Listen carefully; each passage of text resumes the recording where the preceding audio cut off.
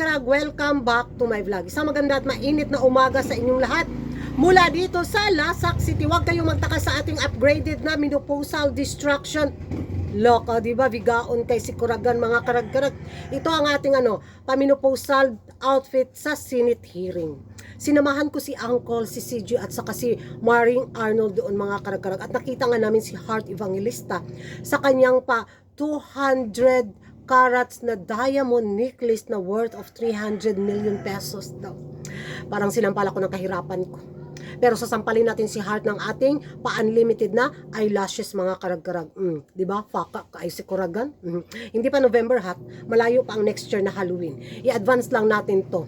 Marok o gihulbot diri sa pansyon. Pero laban ito para sa pangkabayan. Showcase para sa ekonomiya. Ito doon na natin yung pagkachismosa natin. At ito na nga, mga karag-karag, trending ngayon si Uncle dahil nga sa paano bitaw homecoming ni CJ sa Pilipinas bilang first runner-up sa Miss Grand International 2024 na kung saan umabot hanggang Senado. Nakatungtong sa Senado si Uncle, mga karag-karag. So yung baga at espiritu at kaluluwa ni Uncle, super happy. Sobrang happy at masaya talaga si Uncle, di ba? Napansin at nakaabot talaga siya sa Senado. Sino mag-akala, di ba? Yung bansang binubuli niya, yung bansang pinagkaitan niya ng Golden Crown, yung bansang lagi niyang inuukray after sa Miss Grand International Pageant, ito pala yung magbibigay sa kanya ng karangalan na aksyonan talaga natin, di ba? So siguro nararamdaman na ni Uncle nga, oh, shit, yung ginawa ko sa pins. Isip talaga siya, mga karag-karag, sinayang niya yung mga taon na sana nakatungtong siya ng maaga sa Senado. So ngayon, kasama nga si Uncle at saka si CJ, nabigyan ng karangalan ang Miss Grand International na napansin bitaw. So, happy si Uncle for today's video, mga karag-karag. Actually, kahapon talaga to na balita. Kaso nga, kailangan ko talagang paghandaan ang aking menopausal sa balitang ito. Dapat bonggalicious din tayo makichismis, di ba? Para hindi naman tayo mapahiya sa sa Miss Grand International na, oy, kumabog si Kuragan sa pagkachismosa. So, yun na nga, mga karag-karag. At of course, hindi rin maiiwasan na ng galaitis. Strike 3 na naman ang stress ng mga kapitbahay natin sa kanilang mga favangs, mga karag-karag. Dahil nga sa ingay na ginawa ni CJ sa Miss Grand International, kaya biglang nakuha ulit ng loob na mga pins ang kigol ni Uncle. Kaya ayun, strike 3. Pakitang tao daw ang pins kay Uncle para daw makuha natin ang kauna-unahang Golden Crown. Dinala daw sa Senado si Uncle, which is ang layo daw sa Miss Universe, na kung saan presidente daw ang mga nakaharap ng mga reigning queen. First runner-up pangalan, Senado na, di ba? How much more pa kaya kung masungkit natin ang kauna-unahang Golden Crown, di ba? So, bonggahang pa-parade, pa-homecoming parade. At of course, kung si Marcos pa rin yung presidente, si Marcos yung maging makaharap ni Uncle sa darating na mga taon bitaw kung masungkit natin ang kanyang Miss Grand International Crown. So, siguro isa to sa mga advantage natin na, ay, it's time na siguro na ibigay natin sa pins ang corona. Di manglupad ang mga confetti sa sa karsada yun yung magiging reaction ko, mga karag-karag. Siguro sa pag-alis ni Uncle sa Pilipinas bitaw, after niyang samahan si CJ sa kanyang pa-homecoming parade, na pag hinlay bitaw ni Uncle na I go for pins na. Ay nako, mga karag-karag, I'm so happy. At naramdaman ni Uncle yung bitaw, kahit plastikan galore lang yung nangyayari sa ngayon, di ba? So, nararamdaman niya na iba talaga ang pins pagdating sa mundo ng beauty pageant. O, di ba? Nararamdaman talaga niya na, iba yung ingay, yung passion natin sa beauty pageant. So, wag talaga niyang itsapwera ang pins dahil pag nagkataon niya, tuluyan sa kangkungan na pulutin ang Miss Grand International. Tayo na lang siguro yung magpapaingay sa Miss Grand International after na layasan si Uncle sa kanyang mga BFF na tinalikuran siya na parang basura. Ganon.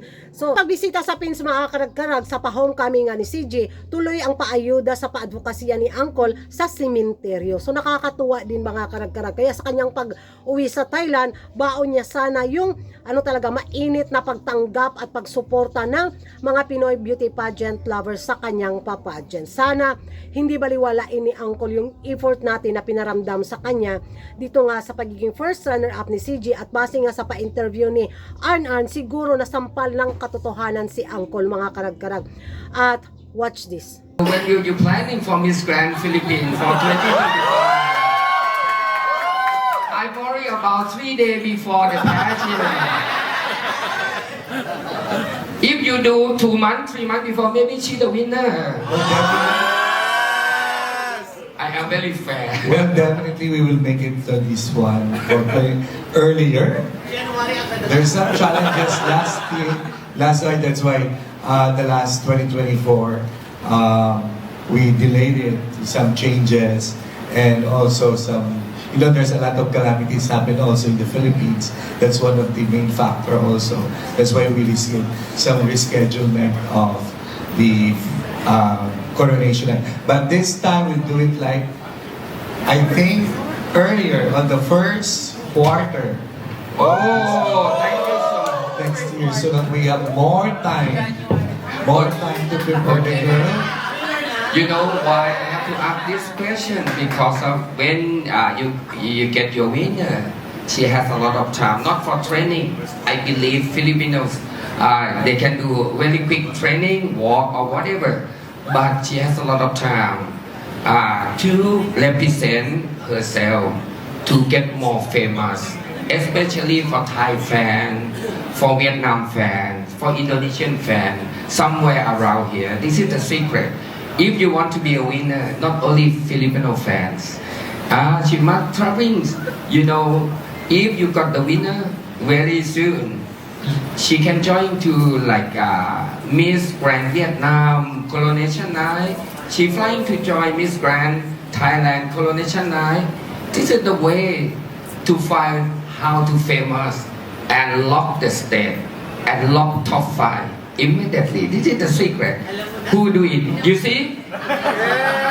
You see why Miss Grand Spain's always on the top, because of they did many years ago, so early, and then they sent the girls to so many countries. I found her so many countries when I went to coronation. Many countries, all the Thailand, even Cambodia. She went something like that. Okay, start to famous around other countries too. I think this time Filipinos are very happy now, especially the pageant fans are very happy with the result. Now they're sure Filipinos, pageants in different provinces are now eager to join Miss Grand.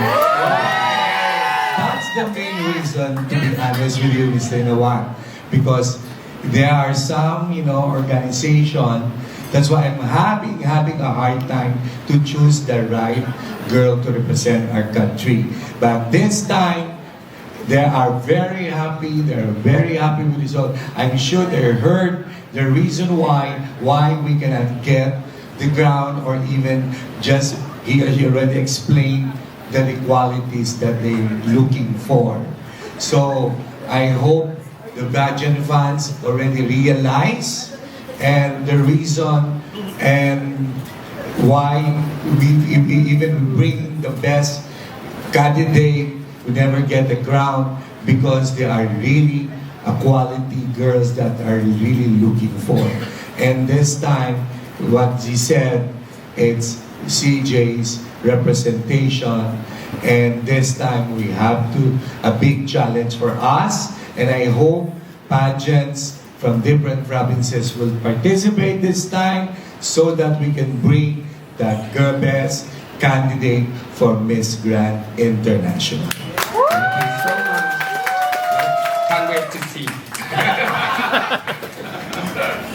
Yan ang mga karag-karag, narinig na ninyo ang mga latest chikahan, chismisan, galore na pinag-uusapan at ang naging pa-statement ni Maring Arn-Arn. Sa tingin nyo mga karag-karag, matauhan kaya si Uncle?